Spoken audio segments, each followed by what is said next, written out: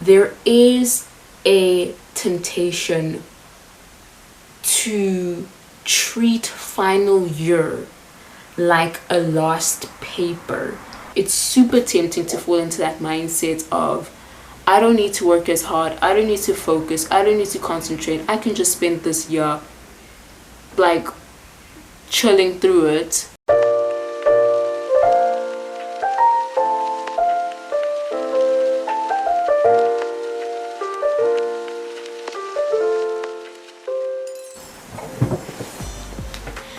Hi you, and welcome back to The Bridge.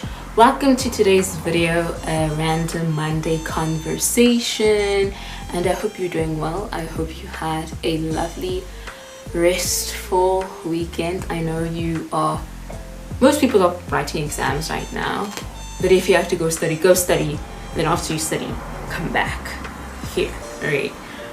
Okay, so today I want to talk about something to be careful for or to look out for in final year. It's something that I felt. I'm not sure if it's something everyone in final year feels. I don't like giving it a name, like I was thinking of giving it a name like the final year blues or final year syndrome, but I don't like to speak things as if every single person is going to experience it, or if you must experience it as part of your final year.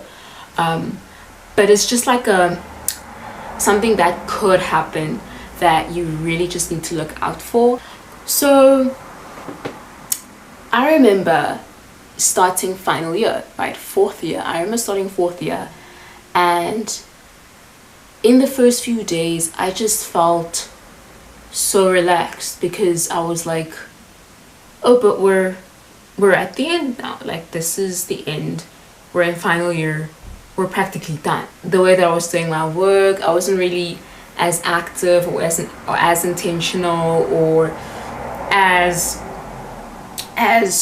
like into working as in third year, or like forcing myself to work or into studies. I was studying, right, but it was at a much slower pace. I was more relaxed. I was kind of just, I can't really describe it, almost absent-minded.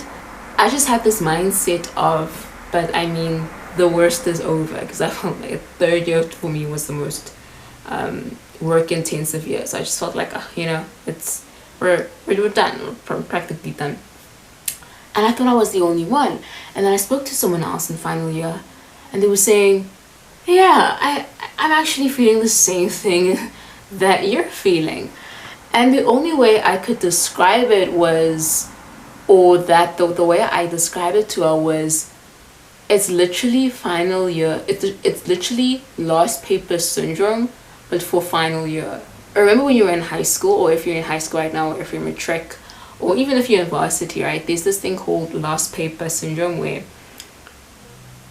after you write your second last paper, before you write your final paper, it's almost as if your body completely relaxes and it's super chill. It's almost like it switches off and goes into this mindset of, but we're practically done. Like, there's no need to study, and then you don't want to study, and then you want to relax and you just want to start watching movies and chilling, because I mean, we're practically done, right?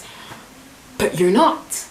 You still have the last paper. You still have to study and work just as hard as you've been doing for the other papers, for this paper, because if we don't work as hard for this last paper, then it could, if it could ruin everything else. Basically, there is a temptation to treat final year like a lost paper. Or to say it better, there is this temptation or this mindset for me that was about to set in to be like, yeah, but we're practically done though. Like we just don't have to do anything. It's like, how you're watching a race, an Olympic race, and then someone is running and then they start celebrating because there's no one else that's next to them, so they start celebrating and putting their hands in the air, and then someone else just passes next to them. And I'm not saying academics are a competition or anything, but I'm saying there is that tendency to relax when you see that finish line is right in front of you. And so I'm going to tell you what I told myself in final year, or something that I had to realize, to say it's not over until it is over.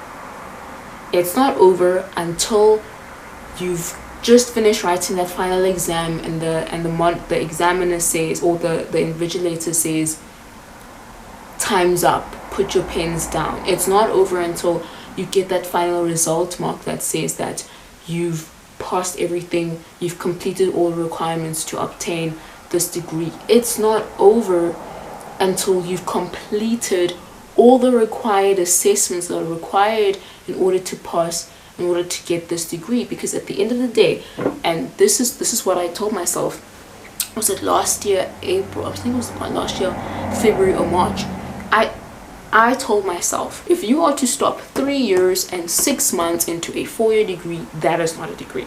If you are to stop 3 years and 2 exams left into a 4-year degree, that is not a degree.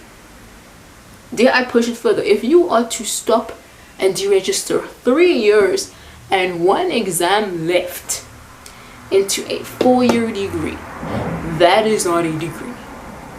It is not over until it's over, and you have not reached the end until you've reached the end.